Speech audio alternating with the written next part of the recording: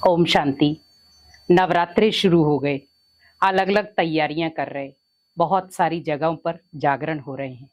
बहुत सारे लोग व्रत रखते हैं, लक्ष्मी की पूजा करते, सरस्वती की पूजा करते, ब्रह्मचारिणी की पूजा करते, चंद्र घंटा की पूजा करते, अनेक देवियों का आह्वान करते।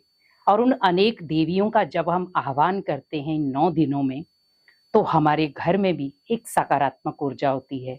और अगर आप देखें पूरे देश में हर जगह पर एक सकारात्मक ऊर्जा भर जाती है।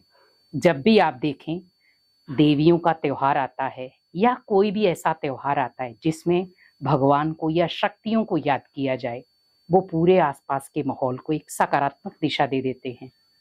बहुत सारे लोग जब जागरण करते हैं, लोग जाग जाग कर देवियों को पुकारते हैं।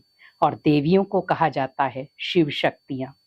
और शिव शक्तियों का मतलब है भगवान के साथ जिन्होंने उनके कार्य में मददगार बने, क्योंकि शिव की शक्ति है। शिव से जब उन्होंने शक्ति ली तो बनी शिव शक्ति।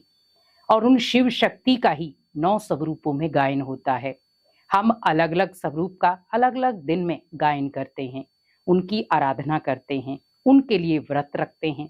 लेकिन हमें ये ध्यान रखना है कि हम जब व्रत रखते हैं या देवियों को पुकारते हैं या देवियों के लिए जागरण करते हैं, सबसे पहले हमें ध्यान रखना है अपने घर के माहौल का।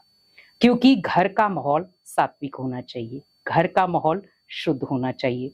बहुत सारे लोग व्रत रखते हैं। व्रत पे आप ध्यान रखें कि अगर आप 9 दिन का व्रत रख रहे हैं, 8 दिन का रख रहे हैं, कई ऐसे भी हैं जो स्टार्टिंग का व्रत रखते हैं और लास्ट का व्रत रखते हैं।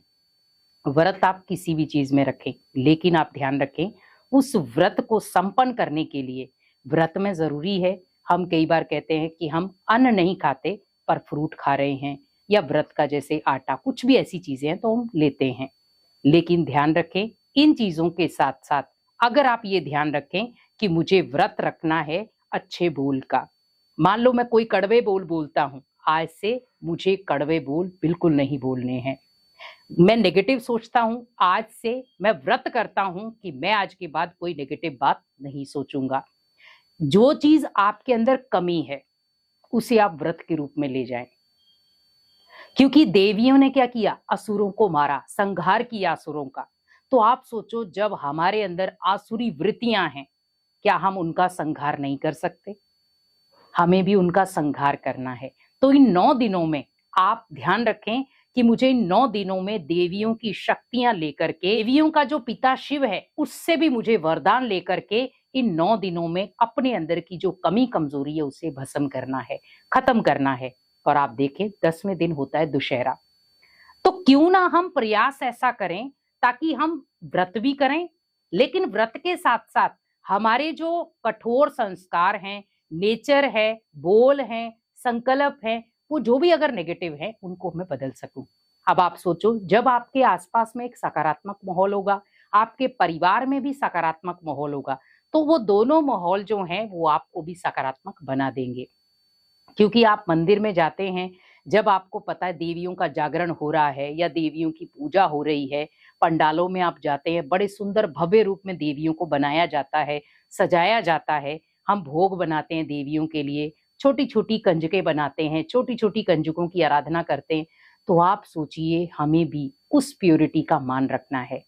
छोटी छोटी देवियां बनाते हैं, फिर हम बहुत सारे अलग अलग जगहों पर अलग अलग रीति से भी देवियां बनाई जाती हैं।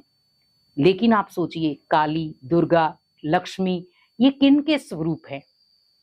ये हैं उन उन आत्माओं के स्वरूप जिन्होंने भगवान के साथ मददगार रूप में अपना हाथ दिया, अपना पूरा जीवन दे दिया। तो आप सोचो इन 9 दिनों में, नवरात्रे में हमें कोशिश यही करनी है कि देवियों को खुश तो करना है, लेकिन उसके साथ साथ देवियों ने जिन आसुरी वृत्तियों का संहार किया, असुरों का संहार किया, वो है हमारी दृष्टि, बोल, कर्म। अगर हम इन चीजों को सकारात्मक बना लें तो हमारा जीवन भी सकारात्मक बन जाए। तो कोशिश आपको यही करनी है कि 9 दिनों में अपने अंदर जो बुराई है उस बुराई को मुझे खत्म करना है। क्योंकि वो बुराई आसुरी है, उस आसुरी बुराई को शिव शक्ति के आगे दान दे दे कि मैं आज के बाद इस बुराई को हाथ भी नहीं लगाऊंगा।